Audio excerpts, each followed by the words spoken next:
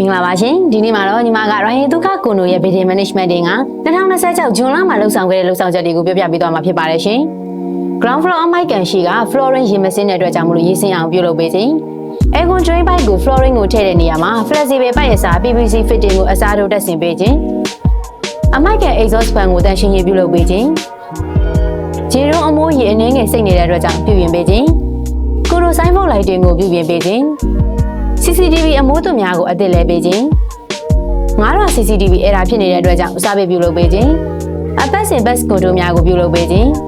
တလွာမှာ firehouse တွေတွင်ပြုတ်သွားတဲ့အတွက်ကြောင့်မလို့တက်ဆင်ပေးခြင်း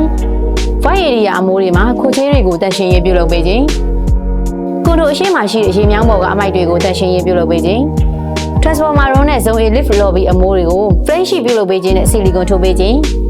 inlet septic နှစ်ခုကို deep cleaning ပြုလုပ်ပေးခြင်းတို့ဖြစ်ပါတယ်ရှင်။နောက်တစ်ခါရဲ့တက္ကကွန်တို့မှာဂျွန်လအတွက် maintain တဲ့ fee ကိုတော့3,29,000ကျပ်ဆိုပြီးတော့သတ်မှတ်ကောက်ခံထားပါတယ်ရှင်။ဟုတ်ကဲ့ပါ။ဒါဆိုရင်တော့ညီမကနောက်ထပ်ဗီဒီယိုလေးမှာတော့ Building Management တင်ရဲ့ဇူလိုင်လအတွင်းမှာလှုပ်ဆောင်ခဲ့တဲ့လှုပ်ဆောင်ချက်တွေကိုပြောပြပေးသွားမှာဖြစ်ပါတယ်။